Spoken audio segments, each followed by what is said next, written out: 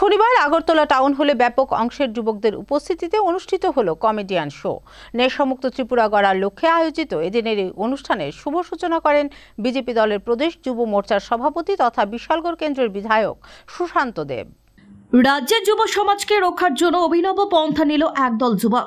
মূলত বিশালগড় বিধানসভা কেন্দ্রের বিধায়ক তথা প্রদেশ যুব মোর্চার সভাপতি সুশান্ত দেবের অনুপ্রেরণায় যুবকদের আনন্দ দিতে দেশের খ্যাতনামা কমেডিয়ানদের দিয়ে শনিবার আগরতলা টাউন হলে অনুষ্ঠিত হয়েছে কমেডিয়ান শো।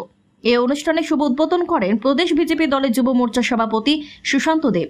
কেননা জোকসের মাধ্যমে মানুষের ব্রেন বেশি ডেভেলপ করা যায়, তাই এই ধরনের উদ্যোগ নিয়েছে ইউনাইটেড যুব সংগঠন।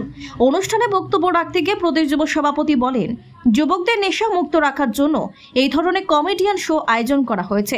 পাশাপাশি তিনি ছোট ছোট যোগদানের মাধ্যমে ত্রিপুরাকে নেশামুক্ত করার ব্যাপারে সবাইকে এগিয়ে আসার আহ্বান রাখেন। এবং কমেডি একটা মাধ্যম, আমরা আগামী দিনে আমাদের এরকম বিভিন্ন মাধ্যমে আমরা যুবক যুবতী ভাই বোনদের কাছে যাওয়ার চেষ্টা করব।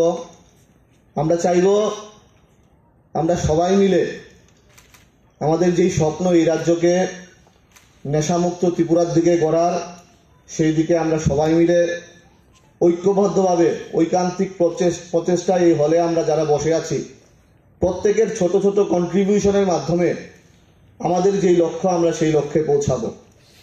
আজকে এখানে বক্তব্য দেওয়ার দিন না, লম্বা ভাষণ দেওয়ার দিন না, আমরা সবাই এন্টারটেইনমেন্টের জন্য এখানে এসেছি।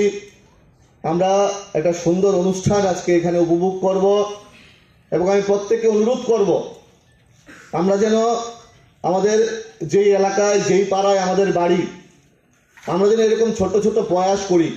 এটা হতে পারে কমেডি, হতে পারে খেলাধুলা, হতে পারে সকালের মর্নিং ওয়াক, বিভিন্নভাবে আমরা যেন যুব সম্প্রদায়কে এই নেশার কলার গাছ থেকে মুক্তি দিতে পারি।